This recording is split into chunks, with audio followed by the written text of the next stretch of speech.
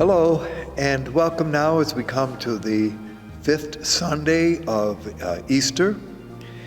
And our scripture readings for this time, the first comes from, the book of Acts of the Apostles, chapter 6, verses 1 through 7. From the first letter of Peter, chapter 2, verses 3 through 9. And from the gospel tradition of John, chapter 14, verses 1 through 12. I'd like to begin this time by looking at the first reading, which comes from the Acts of the Apostles. This is a book which we will be hearing selections from and have been throughout the Easter season. This time it comes from chapter 6. You might remember that the book of Acts, in the first 8 chapters, the events that take place are all centered in the city of Jerusalem. And from the viewpoint of the writer of this work, that is the place, the center from which the Christian movement begins. So in this 6th chapter, which now remember there are 8, but we'll just quickly move to the conclusion this time, we find again the apostles in the city of Jerusalem, the center of the movement. Now, as the episode we hear takes place, a group of Hellenist widows complain to the apostles that they are not being served. Now, this is interesting. Just exactly, and there's much discussion that now begins to take place on this as to what exactly being served, or one of the phrases that is used and often in the translation is waiting on tables. Now, it's interesting that the group who are not being served are called widows. It's interesting that in this work, seldom, only once or twice, is an individual widow named. It's always kind of a group, the widows. There was momentarily earlier on in this story a single widow named Zipporah. You might remember her story. She and her husband had claimed that they had sold all their property and given it to the church. That is, to the community in Jerusalem. They had kept part of it to themselves, and when her husband had presented this case to the apostles, he had been called to task, and in fact, in order to make the point, and keep in mind these stories are crafted to kind of keep the message in viewpoint here, was struck dead, just like that. So Zipporah was therefore a widow for a brief time, because she then comes and says the same thing to the apostles, and she also is struck dead. So this precedes chapter 6. So yes, there was a widow by name, okay? But as we said, only for a few hours. I smile a little bit about this, but not that the story isn't important, but the idea of a single widow. Now, Luke tells us that the order here was diakonos. Now, this, of course, is given a great deal of discussion, particularly in more recent times, because diakonos means service, although some would connect that service with waiting on tables, although service certainly could be expanded to include service of the word. So who are these Hellenists? Well, what we believe is that the Hellenists were those Jewish Christians who had moved to Jerusalem. Now, where did they come from? Some of them may well have been Galileans. Remember, that's the north, and they would have moved down to the south to Jerusalem. Or at this point, those who lived in Jerusalem would have been distant from their families. So that's a little bit as much as we can know about who the Hellenists are. Does that mean they spoke Greek? Well, it could be that they did, although it might simply be that they supported Hellenistic culture and Hellenistic values. Remember, that had always been a tension among many of the Jews, even going back to the days of the Maccabees, who had objected to the Hellenistic influence, particularly as it affected those who lived in Jerusalem. So, at this point, the case is presented to the apostles, and they now decide that the needs of the widows would be served by 7 men who are chosen. Now, these 7 men are named. 2 of them we know something about, the other 5 we know simply their names. Sometimes these, in the longer tradition of the church, have been called the first deacons. But that's not really what the intent here is, to create an order or a ministry, but really diakonos, to serve. And so these 7 are called to serve the needs of fellow Christians in Jerusalem. Who are they? Well, Stephen is the first named, and he is a pivotal figure because in the episodes which now will follow from chapter 6, Stephen is pictured as teaching in the city of Jerusalem, causing a group who do not like what he is saying to rebel against him. Stephen will be dragged, as you may know, before the leadership in Jerusalem and ultimately will be stoned to death. So he becomes, from the Christian point of view, the first martyr. And during the course of his martyrdom, those who are stoning Stephen will place their cloaks at the feet of a young man named Saul. And this Saul, of course, later goes on to become Paul, the great preacher, and his story in the Acts will take place. So that's a little bit the background of Stephen. The other named person here is Philip. Philip is pictured as bringing the gospel from Jerusalem to Samaria, and then later brings good news to an Ethiopian eunuch who is on his way back to Ethiopia, and he baptizes him and brings him into the Christian family. So Philip is characterized as a prophet, as a spokesperson for God. So those are the 2 named men whom we know something about. The others, I'll give you their names, you can kind of look them up. Prochorus, Nicanor, Timon, Parmenas, and Nicolaus. We know that Nicolaus came from the city of Antioch, that he was and this would probably be Antioch in Syria. So those are the names that we will hear this time. Keep in mind that the governing of how the Christian church in these opening chapters of Acts works is that they are centered not around a head.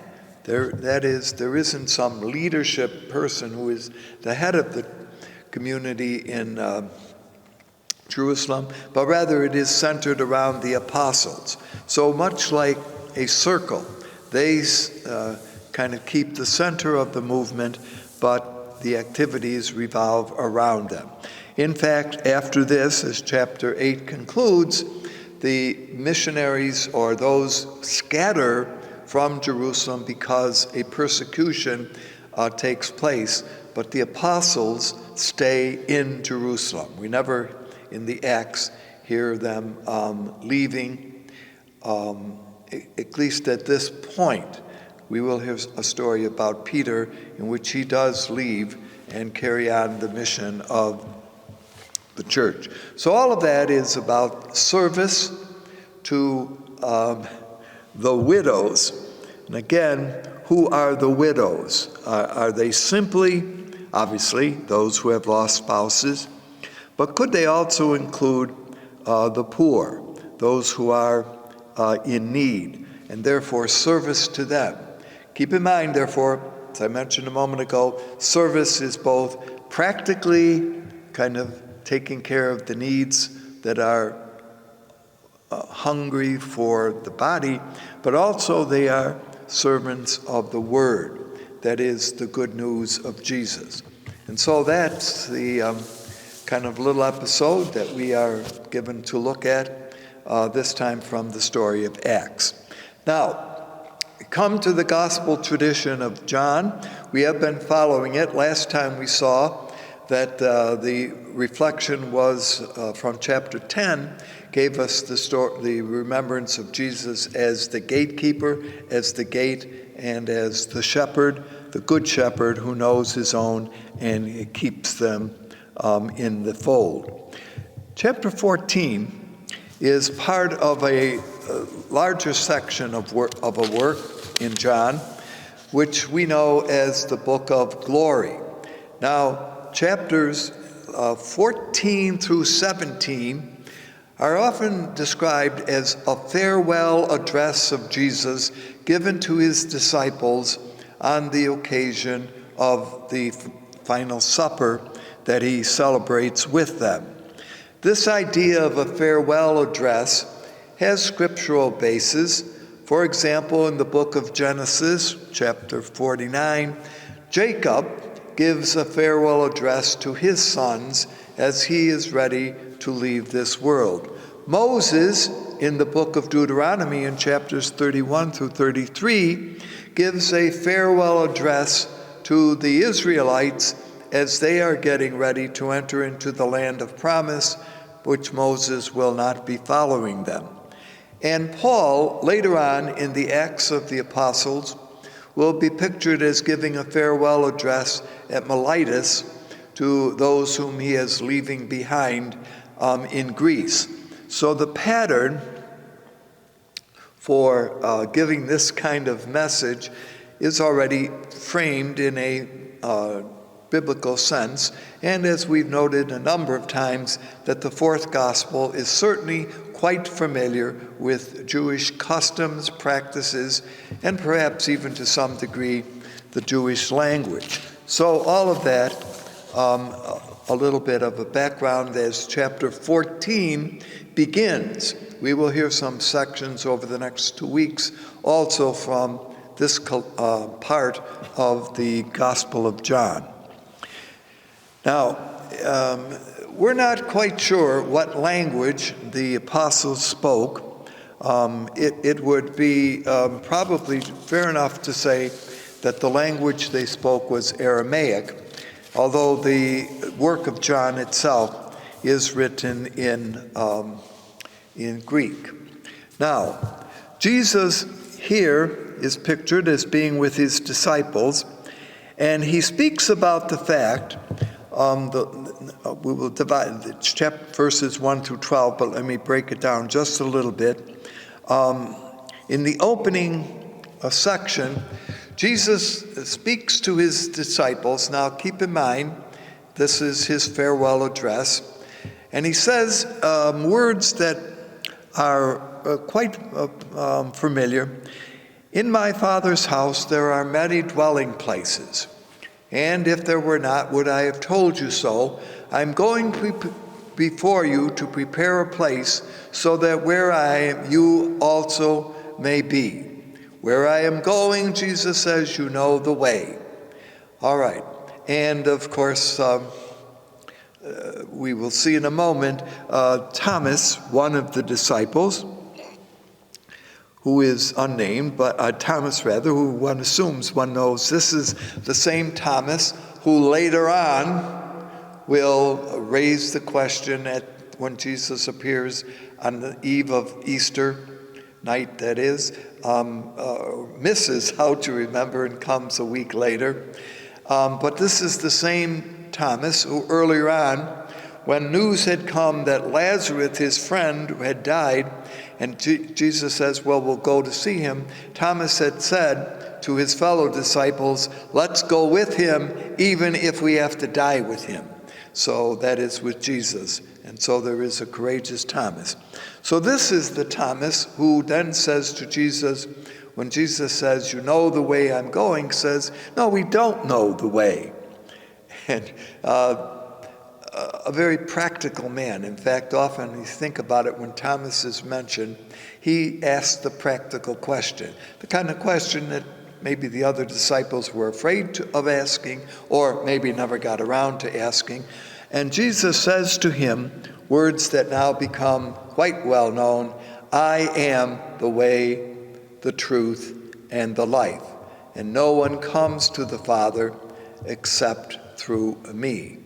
Now, this little section of the gospel, as an aside, is frequently used at funerals of the passing of loved ones, and it does make sense because the idea of a dwelling place is what is brought to our attention. Now, always keep in mind that in this gospel there is this intimate relationship between the Father and Jesus, the Son, and together they will share the Spirit or the Paraclete. So he's introduced, the Paraclete introduced indirectly this time, although will become clearer in the next couple of choices.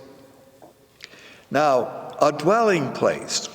Obviously, it could be a house. And one needs to remember that this idea of the house, the dwelling of God, in the biblical New Testament sense, is the temple in Jerusalem. And early on in this gospel, in chapter 2, Jesus had come into the temple, and that famous story of Jesus overturning the money changers' tables and driving out those who were selling doves. And Jesus had made the claim, you have turned my Father's house into a place of thieves. So Jesus makes the claim that my Father's house is the Jerusalem temple. So that's perhaps important to remember here. My Father's house. Now, a household. So keep in mind that although we might be talking about, in one sense, a building, and Jesus, of course, had said at that time, remember, destroy this house and in 3 days I will rebuild it, so that the gospel writer makes the allusion that the house that Jesus is speaking of is none other than himself. He is the presence of the Father here on earth, or among those who believe in him. So you get all these important connections that are made in this gospel tradition. So he, at that point, had shifted the thinking from a building to the living flesh of Jesus. All right. Now, a house can also be a household, a group of people. And this would include, when you think about it, parents, children, grandchildren, household servants, slaves, and even future descendants. So when I speak about the house of God, keep in mind when it's understood in terms of persons, living beings, that it is very inclusive, and so making up a group of people. So a dwelling place. All right. There are many personal, the whole idea here is of personal relationships. We have noted this a number of times, that the intimacy of the relationship between the Father and the Son, that is Jesus, is always important to notice. So there are many dwellings. All right, so let's analyze that a minute. It's going to go beyond this little chapter that we're looking at. A first kind of dwelling is the Father who dwells in Jesus. This is in verse 10 of those that we're looking at this time. The Paraclete, who dwells with believers, who in the future will dwell in them. This will be found in verse 17, which is not one that we will be considering this time. Another understanding of the dwelling is the Father in Jesus, who will make their dwelling within believers. This will be found in verse 23 of this chapter. And then Jesus, who dwells with the disciples, which is found in verse 25. Now, I just mention this to show the multiplicity of understandings that are connected with the idea of a dwelling place. So, or with the house of God. Of course, carrying it a little bit into the way in which this gospel writer wants to look at it, the house of God is a living temple. So, and the community is that living temple. All right, so all of that, a little bit with the idea of a dwelling place. So it can be a building, it can be a group, it can be with persons. So just as an extended understanding, often when we preach or teach about it today, this dwelling place with God is sometimes thought as the place of heaven, to be with God. That's all right, but whether or not that really is the intent here originally of the gospel writer is not clear. So Thomas receives the response to Jesus, as I just mentioned, I am the way, the truth, and the life. Now, the emphasis here might best be placed on the idea of the way. One of the commentators of this work, a man named Thomas Crossman, says this about verse 6. He says, here is a way of looking at this. Remember what we say, I am the way, the truth, and the life. He translates this, I am the authentic vision of existence. How do you like that one? I am the authentic vision of existence. I am authentic, the truth. Vision, way. Existence, life. So anyway, it's a powerful kind of statement. Now, there is no other way to the Father except through me.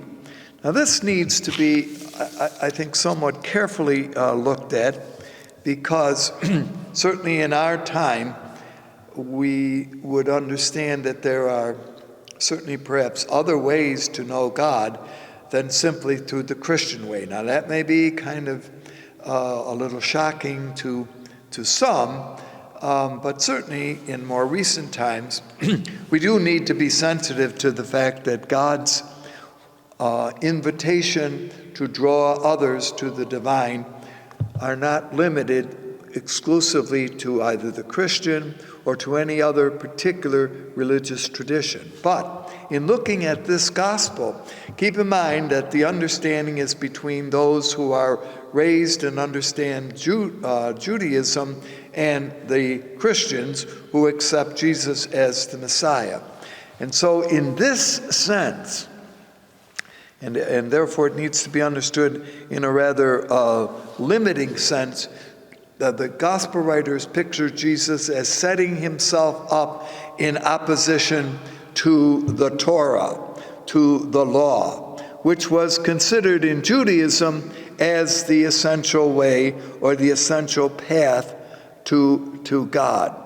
And so in that sense, when Jesus says, I am the way, the truth, and the life, no one can come to the Father except through me, Jesus is pictured as fulfilling what Judaism had been expecting, bringing to a new level what Israel would be looking for, and in that sense is saying to whom? Who again is this gospel being addressed to? as we've noticed a couple of times, it's being addressed to fellow Hebrews who have accepted the teaching and the way of Jesus.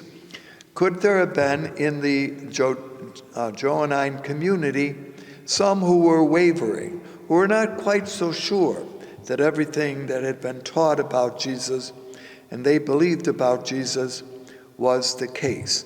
So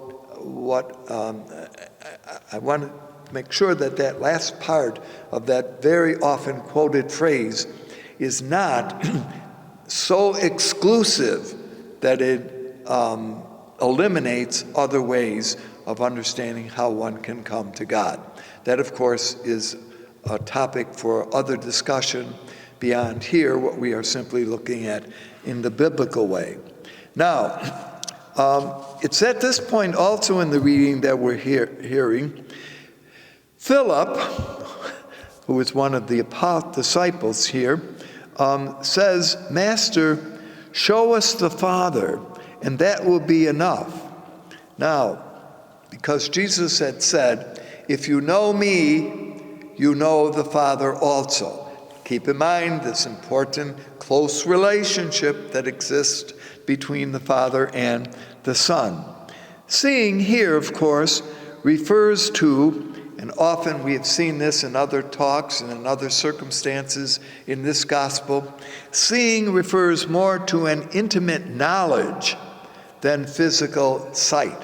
So Jesus' response to Philip is, that is, you've been with me, you've seen what I have done, you've seen the works that I performed, and keep in mind the famous 7 signs that Jesus had been showing and the disciples had been present for them. In seeing those actions, did not Philip, and he hopes that the other disciples, see also the presence of God the Father with Jesus. So there is an important conclusion here, namely that there is a unity between the words and the works of Jesus. So if you had seen through the actions of Jesus the presence of God, then also see the presence of God in the Word. And Jesus here, as always in this gospel, is accredited as the agent of the Father. Everything, says Jesus, that I say and do comes from the Father. This very close relationship, it's reiterated, and even in our discussions we have to reiterate it again and again in this gospel, is that closeness between Jesus and the Father. Those who believe in Jesus at this time, therefore, and this is how the little section that we're looking at this time concludes, those who believe in him at this time will not only do the works in the future that he is doing, but they will do even greater works. Now, this is found in verse 12, which is the last of the verses we're looking at this time. Quite an inspirational and challenging thought that remember that the gospel is addressed to a real audience. Is that real audience simply the community of the Johannine author, or is it also addressed to all who will hear of this gospel, will do greater works than Jesus has done? Well, if Jesus has done great works because of his unity with the Father, with God, will not those who believe in Jesus, who accept, as he has said to Philip, whoever sees me sees the Father, we who, says the gospel writer, believe in Jesus, accept Jesus as the way, the truth, and the life. And notice the emphasis there is on the way. The way is truthful, the way is life-giving, also invited to do greater works than even Jesus, although that is quite astounding, and certainly maybe that's why the gospel passage ends right there this time, to leave us blinking our eyes, wondering, wow, we are called, says the gospel writer, to do even greater works than Jesus. With that in mind, let us listen to God's word this week. Thank you for being with us. Hope to see you soon.